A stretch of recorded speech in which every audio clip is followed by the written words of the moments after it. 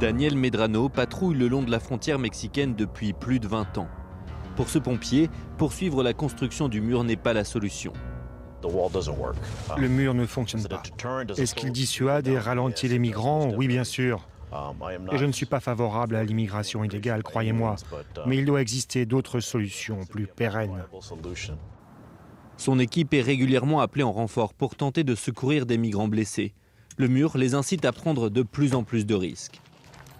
Le mur doit faire 6-8 mètres. Il est épais et beaucoup de gens ont l'impression qu'ils peuvent descendre en glissant le long, mais ce n'est pas possible.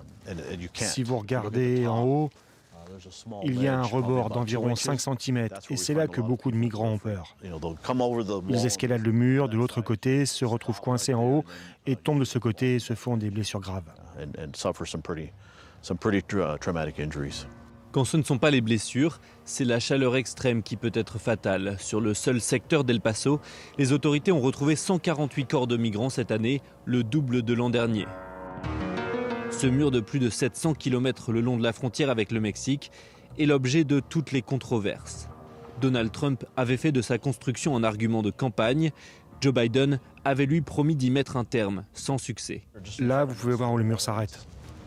Avec pour résultat des situations invraisemblables.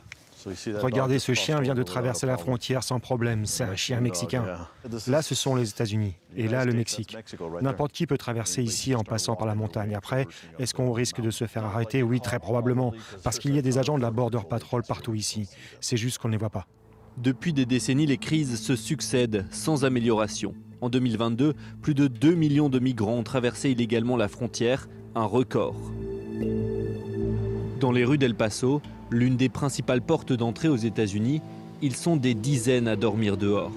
Des migrants, clandestins ou non, venus essentiellement d'Amérique latine. Selon un rapport, 50 000 Vénézuéliens sont entrés aux États-Unis rien qu'en septembre. Amaryllis est arrivée il y a une semaine avec ses 3 enfants, dont un fils de 15 ans handicapé. C'était très intense parce que traverser la jungle à pied, c'est terrible. Et surtout dans l'état de mon fils, qui ne peut pas marcher. Mon mari a dû le porter sur son dos tout du long et escalader, descendre, traverser des rivières.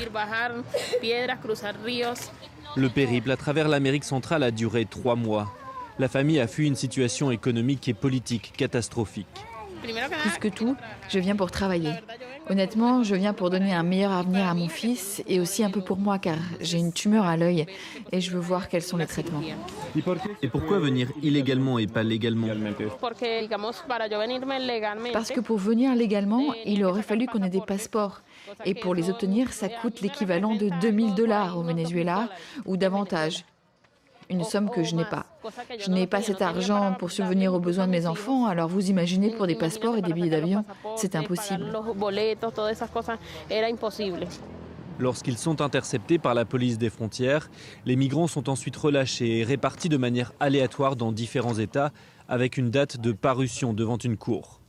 Des ONG les aident à appréhender la complexité du système légal américain. Cette femme a rendez-vous au tribunal dans 8 mois. Vous allez où? À Denver. Ok, alors dis-leur qu'ils doivent t'aider à changer la date et le lieu de ton rendez-vous pour Denver. Surtout fais-le avant de partir, parce que si tu pars à Denver et que tu ne reviens pas pour ce rendez-vous, ils vont croire que tu as fui et ils vont te chercher. Oui, et me déporter. Ici règne la confusion, mais aussi la peur. Ces femmes sont sans nouvelles de leur mari, incarcérés pour certains depuis 3 semaines dans un centre de détention. Tu vas rester combien de temps ici? Jusqu'à ce que mon mari soit libéré. Et toi? Moi aussi. Toi aussi? Oui. Ton mari aussi est toujours en détention? Oui. Vous êtes arrivés ensemble et on vous a séparés? Oui. Beaucoup d'ONG se sentent abandonnés par le pouvoir fédéral. Fervent démocrate, Fernando ne cache pas sa déception. Vous voyez, tout cela, c'est le résultat de la politique d'immigration de Biden. Et rappelons-nous que Biden avait promis de refonder tout le système, il avait promis une réforme profonde du système d'immigration. Il a promis de reconstruire le processus de demande d'asile et de mettre fin aux mesures de Trump. Mais cela fait déjà 3 ans et rien n'a changé. Face à l'inaction du gouvernement, le très conservateur gouverneur du Texas, Greg Abbott, a déployé la garde nationale à la frontière et fait installer des barbelés à la limite avec le Nouveau-Mexique, quitte à enfreindre la loi de libre circulation entre les États américains. Objectif, empêcher les migrants d'entrer depuis cet État voisin, gouverné par les démocrates. Une réponse militaire qui n'a pour l'instant pas produit davantage de résultats.